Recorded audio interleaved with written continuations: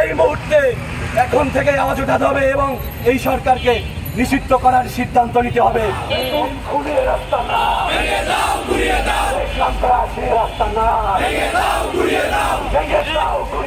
আমরা ধারণা করি ইসকনের আধিপত্য, ইসকনের সিন্ডিকেট, ইসকনের বলয় এখনো বাংলাদেশে বিদ্যমান।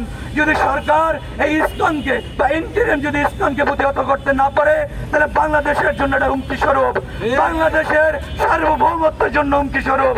তাই আমরা ইন্টারিমকে আহ্বান জানাবো, আমরা ধর্মের প্রতি বিদ্বেষী নয়, আমরা হিন্দু ধর্মের প্রতি বিদ্বেষী নয়, কিন্তু উগ্র হিন্দুত্ববাদের প্রতি আমরা তাদের সাথে আমরা কখনোই আপোষ করবো না।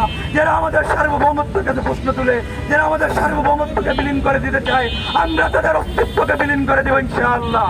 তাই আমরা সরকারকে উদাত্ত আহ্বান জানাবো, ইসকনকে অতি বিলম্বে বাংলাদেশকে নিষিদ্ধ করতে হবে, তাদেরকে জঙ্গি সংগঠন হিসাবে ঘোষণা করতে হবে।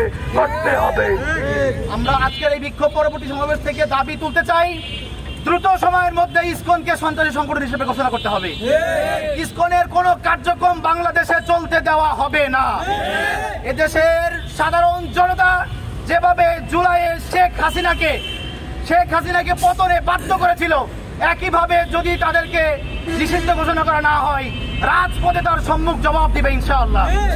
আমরা এর পাশাপাশি বলতে চাই, বর্তমান প্রশাসন 24 পরবর্তী বাংলাদেশে আমাদের মহিবুল্লাহ ফয়েজি সাহেবকে গুম করার 2 দিন হয়ে গেলেও এখনো পর্যন্ত তারা কাউকে গ্রেফতার করতে পারে নাই।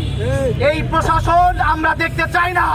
আমরা এমন প্রশাসন চাই, যেই প্রশাসন বাংলাদেশের যে কোনো প্রান্তে যে কোনো দুর্ঘটনা ঘটলে, যে কোনো মানুষ নির্যাতিত হলে তার পাশে গিয়ে দাঁড়াবে। কোন রকমের মামলা হামলা ছাড়াই প্রশাসন এরূপ ব্যবস্থা গ্রহণ করবে, এই প্রত্যাশা আমরা আজকে বিক্ষোভ মিছিল থেকে করছি।